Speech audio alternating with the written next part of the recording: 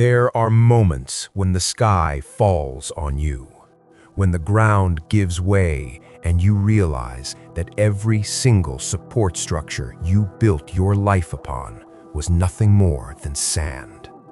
A job lost, a relationship shattered, a diagnosis delivered in the cold, sterile light of a hospital room. You look around at the wreckage and the primal fear sets in. The kind of fear that whispers, "This is it. This is permanent. I cannot rebuild this time." That feeling, that absolute zero of hope, is the true winter of the soul. It is the moment when the universe seems to have declared you forfeit, irrelevant, and defeated. And if you are listening to this now, you know exactly what I am talking about. You are either standing in that blizzard, or you are watching the dark clouds gather rapidly on the horizon. We are trained to fight external enemies, the competition, the market, the critic. But the deepest suffering, the kind that paralyzes us and steals our breath, comes from an internal enemy, the belief that change is impossible. We mistake the temporary reality of our suffering for the ultimate truth of our existence. We believe the illusion that the dark night will never end. This is the fundamental error of the human condition. We forget the law. You are not listening to a philosophical treatise. You are listening to a manual for survival, forged in the absolute furnace of human persecution. This wisdom was written by a man who had every earthly reason to surrender, to renounce his beliefs, and to simply fade away into the cold. But he did not. His name was Nichiren Daishonin, and the context of his greatest teaching is essential to understand its power. Imagine being condemned not just by your critics, but by the entire ruling establishment of your country. Imagine being rejected by your family, hunted by soldiers, and exiled to the most desolate, brutal environment imaginable, simply for advocating a truth you knew was essential for the happiness of all people. This was Japan in the 13th century, a time of immense turmoil, plague, famine, and political collapse. And Nichiren, a lone priest, dared to declare that the existing spiritual framework was flawed, and that the ultimate teaching for the age was contained in the Lotus Sutra. For this audacity, he was nearly executed. He was banished multiple times. His followers were beaten, imprisoned, and sometimes killed. His darkest moment came in the winter of 1271, when he was exiled to Sado Island. Sado was not merely a remote prison. It was a death sentence delivered by the environment itself. The island was a frozen wasteland, perpetually lashed by gales from the Sea of Japan. The snow piled up meters deep. There was no shelter, little food, and the local inhabitants, terrified of the government, treated him as a dangerous criminal or a contagious disease. He lived in a derelict hut, exposed to the elements, surrounded by enemies who actively sought to kill him through starvation, exposure, or outright attack. His followers back on the mainland were scattered, demoralized, and facing their own persecutions. He was alone, cold, starving, and utterly abandoned by the world. This is the setting. This is the absolute rock bottom. And it is from this place of total despair that he wrote the letters that became the ultimate guide for anyone facing their own insurmountable winter. He was writing to his remaining disciples, people like the lay nun Myochi, who was suffering immense hardship, struggling to protect her family and maintain her faith while her mentor was on the brink of death. He was not writing abstract poetry. He was giving her and us the operational instructions for generating light in a world of darkness. He wrote, "The winter never fails to turn into spring." This is not a greeting card platitude. When Nichiren wrote these words from the deepest circle of his personal hell, he was not offering mere hope or a gentle prediction about the weather. He was stating an ironclad law of the universe, a spiritual physics that dictates the outcome of committed human struggle. He was articulating the core mechanism of life itself, seen through the lens of the highest Buddhist teaching, the principle of eternal transformation. The winter is the necessary period of contraction, of intense, overwhelming pressure. It is the environment designed to crush the shallow, untested self. It is the time when the weak parts of your commitment are exposed, when your faith feels like a foolish liability, and when every piece of external evidence suggests that you have failed or that your efforts were meaningless. Nichiren understood that the persecution he faced, the exile, the starvation, the constant threat of assassination, was not a random misfortune.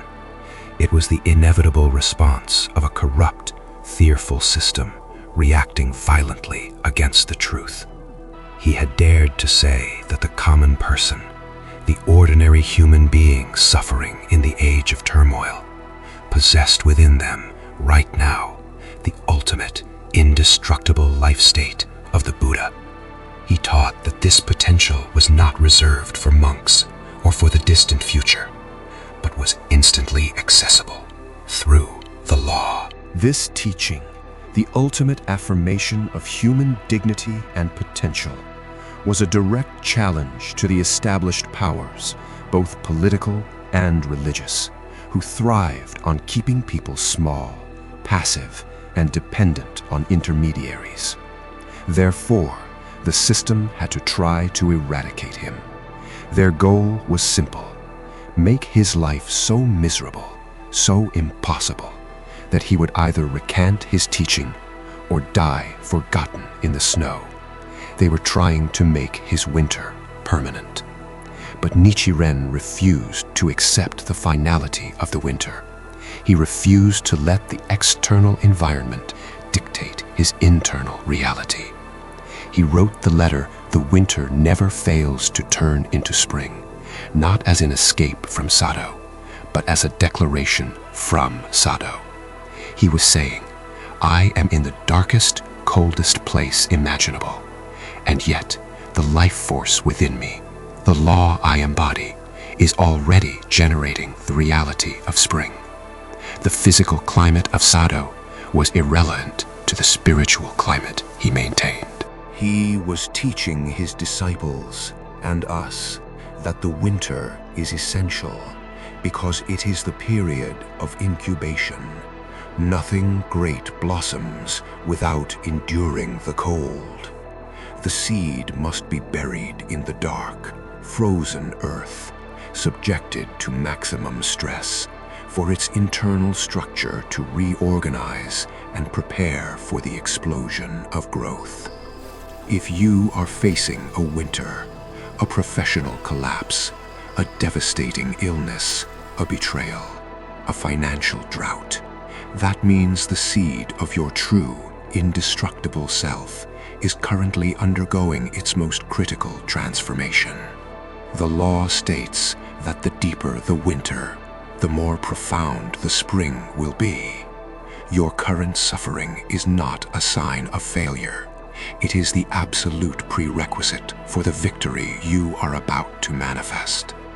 The crucial command embedded in his letter is this: you must not abandon the seed during the cold. You must not yield to the doubt that whispers this cold is eternal. The victory is not in making the winter disappear quickly. The victory is in maintaining the fire of commitment within the cold, knowing that the turning point is mathematically guaranteed.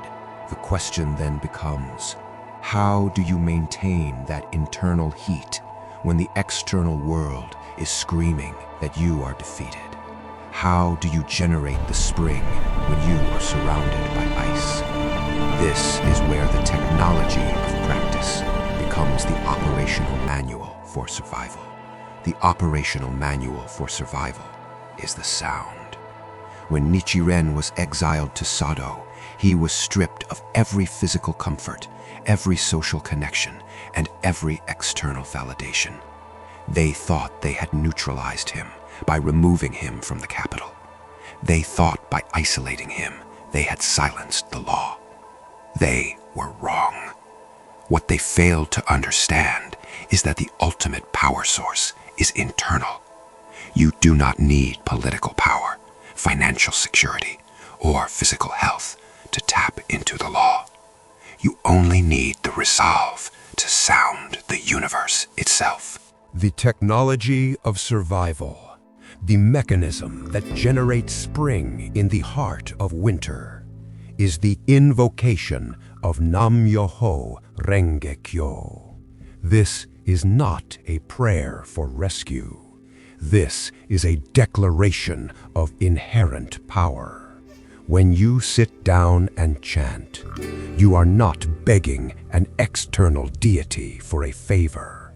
You are activating the life force that is mathematically guaranteed to overcome destruction. You are speaking the language of the cosmos, the sound that organizes chaos into purpose. Think about the physical reality of Sado. It was cold, brutal, and starvation was imminent. The human tendency in that environment is to contract, to despair, to conserve energy until death. That is the biological imperative of the winter. But Nichiren taught us the opposite. The deeper the external winter, the more powerfully you must expand your internal life. You must generate heat. Nam-myoho-renge-kyo is the furnace. It is the act of refusing to let the environment define your life state.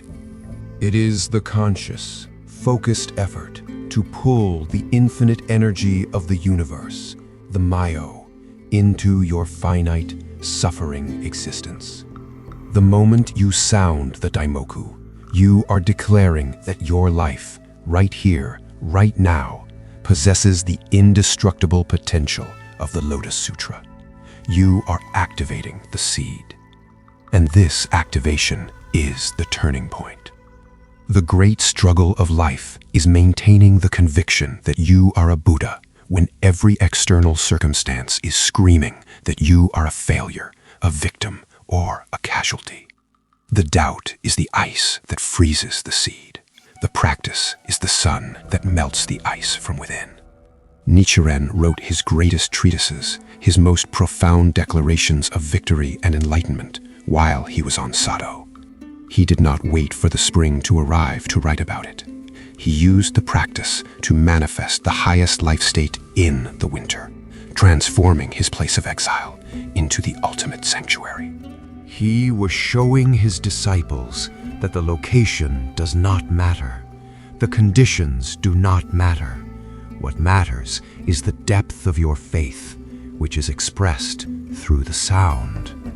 When you chant in the face of absolute loss, when you chant when the diagnosis is terrible, when you chant when the bank account is empty, you are not ignoring the reality. You are creating a superior reality. You are forging your life into a diamond.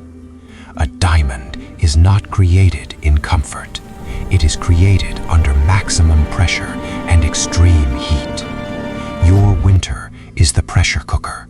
Your practice is the heat source. Nichiren's command to his followers and to us is simple. Do not waste the winter. Do not merely endure it. Use the extreme stress of the environment to fuel the deepest transformation of your life. The deeper the snow, the stronger the roots must grow. And the way you force those roots to grow is through unwavering, persistent sound. You must chant like your life depends on it, because spiritually it does. You must chant with the absolute conviction that the law is infallible, and therefore your victory is inevitable. This is not optimism. This is spiritual metallurgy. You are using the law to refine the base metal of your suffering self into the gold of Buddhahood. And the proof, the undeniable evidence, is the spring that is guaranteed to follow. You do not wait for the sun to appear. You become the sun. The man who wrote these words was not sitting in a monastery garden contemplating philosophy. He was on Sado Island. Understand the reality of Sado. It was not a retreat. It was a frozen wasteland, a penal colony reserved for the worst political enemies, a place where people were sent to die, slowly, painfully, and anonymously. When Nichiren arrived, he was housed in a dilapidated, roofless hut near a graveyard, surrounded by hostile villagers who were frequently incited by the government to attack him. The snow was measured in feet, not inches. Food was scarce, often poisonous. His life was under constant, immediate threat. He was physically isolated, politically defeated, and spiritually besieged. Yet it was from this frozen, hellish landscape that he issued the ultimate declaration of spiritual sovereignty. He was writing to his disciples, specifically to Lady Nichiren, who was facing her own severe persecution back in Kamakura. She was watching everything she had worked for collapse under the weight of governmental oppression and religious jealousy. She was cold, frightened, and doubting the efficacy of her practice. Nichiren's letter was not an attempt to cheer her up.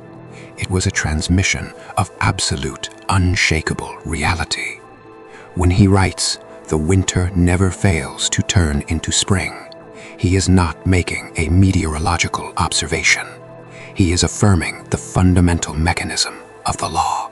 He is declaring that the suffering you are enduring right now is not meaningless punishment.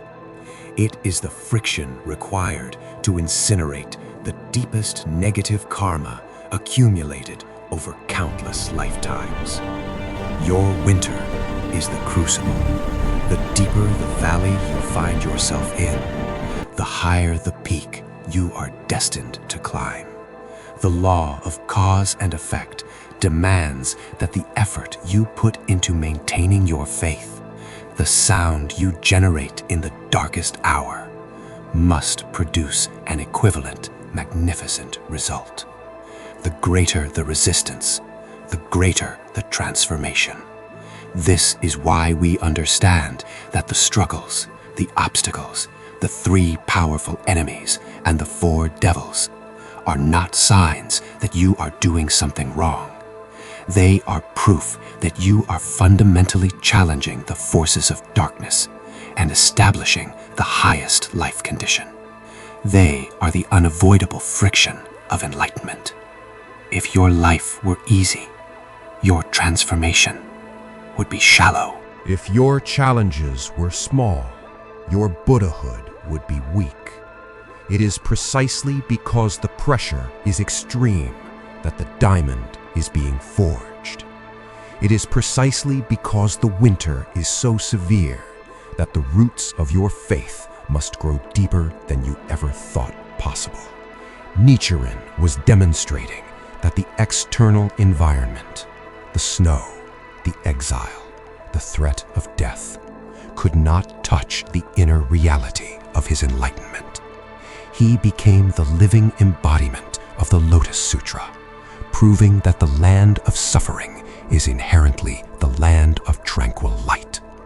The power of the practice is the power to transform the environment from within. You are not waiting for the government to change, or the economy to recover, or the diagnosis to reverse itself before you claim your victory. You claim the victory now. in the sound, and the environment is compelled to follow your internal transformation. This is the technology of the human spirit, to use the very suffering designed to crush you as the fuel for your ultimate liberation. Sado Island was not merely a physical exile. It was a calculated attempt at spiritual and physical annihilation. The authorities did not want to execute Nichiren directly, fearing the political backlash. They wanted the environment to kill him slowly, to break his spirit through isolation, cold, starvation, and the constant threat of violence from the hostile locals. They threw him into the harshest winter known to the region, a place where survival was already precarious for the islanders, let alone an unwelcome exile with no resources. This was Nichiren's ultimate test. If his faith was superficial, he would have collapsed under the weight of the snow and the injustice. He would have blamed the Buddha, abandoned the practice, or compromised his teachings to gain comfort. But this is precisely where the iron will of the true practitioner is forged. Instead of succumbing to despair, he used Sado Island as his lecture hall. He used the extreme cold to sharpen his focus, and the isolation to deepen his understanding of the ultimate law. It was on Sado that he penned some of his most profound treatises, texts that redefined the very nature of human existence and Buddhahood. He was writing about the eternal light while freezing in a derelict hut. He was declaring the inherent dignity of life while facing the sword. He was embodying the principle that the place where one suffers the most is the place where one establishes the deepest enlightenment. The winter on Sado was not an obstacle to his mission. It became the stage upon which he proved his mission's truth. When he writes to the recipients of this famous letter, he is not offering cheap encouragement. He is relaying a cosmic certainty, proven by his own physical endurance against impossible odds. He tells them, a person who has truly understood the Lotus Sutra will not be swayed by any of the 8 winds: prosperity, decline, disgrace, honor, praise, censure, suffering, and pleasure. He will not be elated by prosperity, nor grieved by decline. He is describing the state of absolute happiness, the life condition that is entirely independent of external circumstances. Your bank account can be zero. Your body can be riddled with pain. The world can be falling apart around you. But the sun of your inherent Buddhahood remains untouched, burning at the center of your life. This is the state we are aiming for, the state of profound inner liberation that allows us to look at the worst crisis, your own personal Sado Island, and declare that it is merely the process of purifying your life. It is the friction necessary to incinerate the negative karma that has bound you across countless lifetimes. You must stop seeing the suffering as a personal failure or a sign of divine displeasure. See it as the final, desperate resistance of the darkness before the dawn.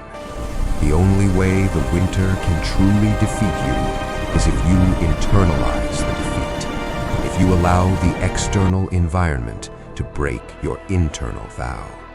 If you stop chanting, if you stop striving, if you stop believing that the spring is inevitable, then you have conceded victory to the forces of darkness. Nichiren's survival was not a miracle. It was the inevitable result of maintaining his vow. His steadfast determination was the seed that, planted in the frozen ground of Sado, compelled the universe to shift. When you chant Daimoku in the midst of your darkest hour, you are not begging for help. You are asserting the law. You are declaring that the energy of the universe must respond to the life force you are generating.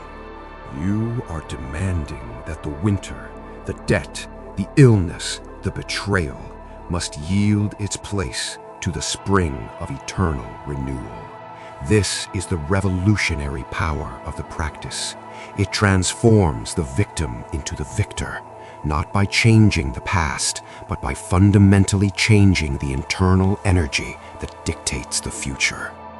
The winter never fails to turn to spring. This is not poetry. It is the physics of enlightenment. We must understand the true gravity of the situation that produced this letter.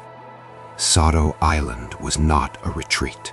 It was not a temporary inconvenience. It was the absolute edge of existence, a place designed by the government to ensure a slow, agonizing death through starvation, exposure, or execution by local bandits or jealous priests. Sado was the ultimate winter. Imagine the reality of it. You are banished to a remote, frozen wasteland, surrounded by hostile forces who have been explicitly told that your death is acceptable, perhaps even desirable. You are clothed in rags, subsisting on meager food, enduring relentless cold that penetrates the bone. Every day is a battle against the elements and against the psychological weight of total isolation and betrayal. Nichiren Daishonin had every justifiable reason to despair, to abandon his mission, to curse the Lotus Sutra, and to give up his practice.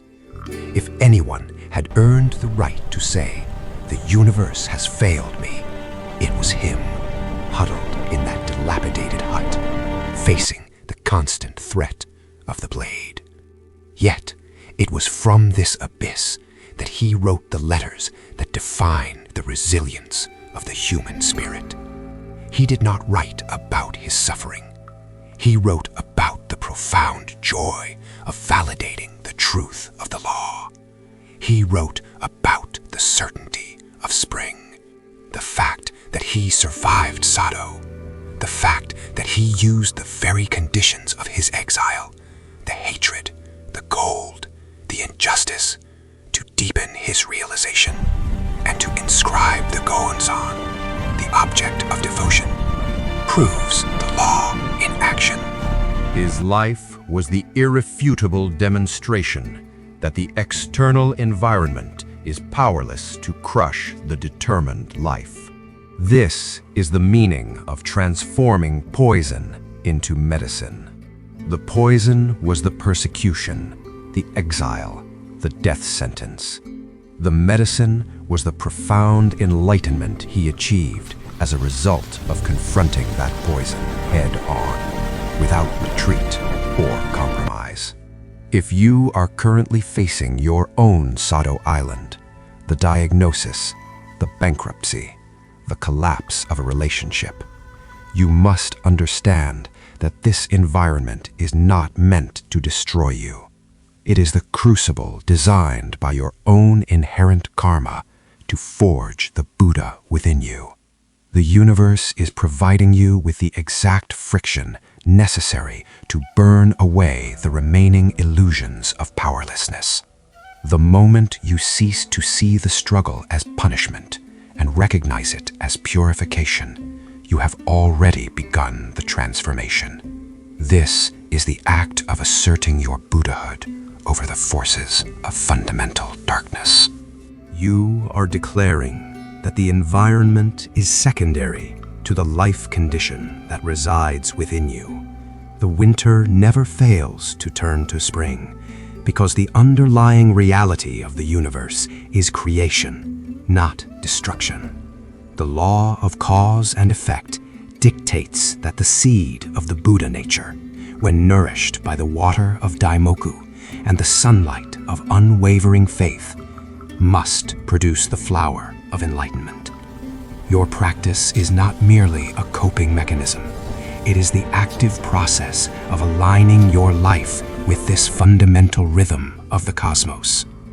When Nichiren wrote to the lay non-Myochi, who was facing her own desperate struggle after her husband's death, he wasn't offering false hope. He was offering a scientific guarantee based on the immutable law. He was saying, I have faced the absolute worst the world can throw at a human being, and I know with total certainty that this winter cannot defeat me, and therefore it cannot defeat you. The key is the vow. Nichiren's vow was to propagate the law regardless of the consequences. Your vow must be to achieve absolute and unshakable happiness regardless of the challenges. The moment you make that vow, not as a wish, but as a binding commitment to the universe, you activate the law. You are no longer drifting. You are piloting your life ship with the certainty of a master navigator.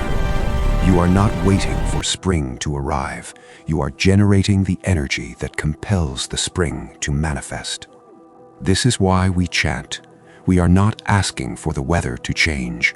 We are becoming the sun that melts the ice. We must understand where Nichiren Daishonin stood when he issued this guarantee. He was not writing from a comfortable monastery, surrounded by devoted followers and ample resources. He was writing from the absolute pit of human experience. Consider the facts.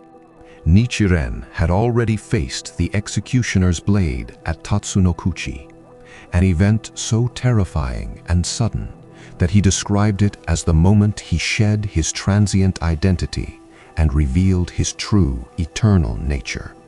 He survived that instant execution, only to be immediately exiled to Sado Island. Sado was not merely a remote prison. It was a frozen wasteland reserved for the most dangerous political criminals. It was intended as a slow, deliberate death sentence by exposure, starvation, and fear. Imagine the physical reality. The bitter cold of the Sea of Japan, the constant threat of assassination by jealous priests or local officials, the lack of basic shelter or food. This was the literal physical manifestation of fundamental darkness attempting to extinguish the seed of the law. This exile to Sado, this absolute winter, is the crucial context for every word he wrote afterward. He did not write the letter, "The winter never fails to turn to spring," as a philosophical exercise. He wrote it as a man who was living through the ultimate test of his own conviction, proving the law in real time against the forces of annihilation. His body was freezing. His life was in constant peril. Yet his mind was expanding. It was on Sado that he focused the entirety of his realization into the inscription of the Gohonzon, the mandala that embodies the life of the Buddha and the immutable law. The greatest truth he ever revealed to humanity was forged in the harshest environment imaginable. The Sado exile was not a setback. It was the necessary crucible. It was the point of lowest ebb, the darkest hour, which, by cosmic law, compelled the greatest possible reversal. This is the non-dualistic principle in action. Suffering and enlightenment are inseparable. The moment of deepest winter is the moment the inherent energy of spring begins to mobilize. When he told his followers that the winter never fails to turn to spring, he was not just citing an analogy. He was stating that because he, Nichiren, the ordinary human being, had endured the absolute worst and maintained the vow, the law itself was proven. His life became the proof source. Therefore, when you face your own personal Sado, when you feel isolated, abandoned, and the resources are running low, you must recognize that you are standing on sacred ground. You are not failing. You are being given the ultimate opportunity to inscribe the Gohonzon of your own life condition. You are being given the chance to prove the invincibility of your inherent Buddhahood against the forces that seek to deny it. The pain you feel is the pressure necessary to forge the diamond of your eternal happiness. Your practice, your daimoku, is the heat that maintains the integrity of the forge until the purification is complete. You do not stop chanting because the winter is harsh. You chant precisely because the winter is harsh, knowing that the intensity of the struggle guarantees the magnitude of the victory. The winter is the necessary stage for the profound manifestation of the law. Without the absolute cold, the warmth of the spring is meaningless. Without the deepest darkness, the light of dawn is merely ordinary. Embrace the winter.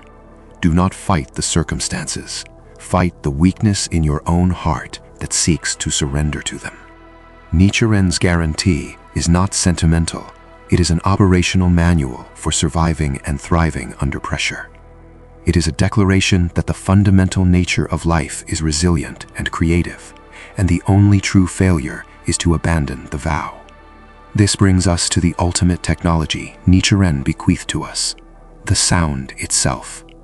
When you chant Nam-myoho-renge-kyo, you are not engaging in a passive act of petitioning some external deity for mercy. That is a fundamental misunderstanding of the law. You are engaging in sonic engineering of your own life. You are vibrating the fundamental rhythm of the universe within your own body. This is the mechanism by which the winter is transformed. Daimoku is the internal combustion engine of Buddhahood. It is the means by which you forcefully draw forth the enormous, untapped reservoir of wisdom, courage, and life force that already resides within your core. It is not a prayer for rescue. It is the activation code for your inherent, invincible potential. When you sit before the Gohonzan, you are not looking at a scroll. You are looking at the mirror of the universe, and you are declaring your unity with it. You are declaring that the magnificent, resilient life force that drives the cosmos also drives you. The practice demands consistency and absolute faith. Faith is not believing in something you cannot see. Faith, in this context, is the conviction that the law is true and that your life, right now, contains the full, perfect potential of the universe. Your vow is the anchor. The vow is the commitment to stand up to the devil of fundamental darkness, not just for your own sake, but for the sake of proving this law for all humanity. When Nichiren wrote, "The winter never fails to turn to spring," he was giving a command, not a comfort. The command is, do not stop. Do not waver. Live your life as the absolute proof of the indestructibility of the human spirit when aligned with the mystic law. You must look at your circumstances, no matter how crushing, and declare, "This is the stage upon which I will manifest my highest potential. This suffering is the fuel." You are not waiting for salvation. You are generating it. The challenges of this moment, the financial pressure, the health crisis, the isolation, the despair, these are the final, desperate attempts of fundamental darkness to convince you that you are ordinary, to convince you that the law does not apply to your specific, painful situation. Do not listen to that voice. That voice is the enemy. Stand up, face your Gohonzan, or face the empty wall, and sound the name of the law. Do it until the cold in your chest begins to thaw. Do it until the fear transforms into courage. Do it until you feel the life force of the universe surging through your veins. This is the final lesson from Sado. Your life is the greatest scripture. Your victory is the ultimate proof. The spring is inevitable, but you must survive the night to greet the dawn. Your task is simple, yet monumental. Chant, believe, win. The winter never fails to turn to spring, but only for those who refuse to surrender to the cold. Prove the law.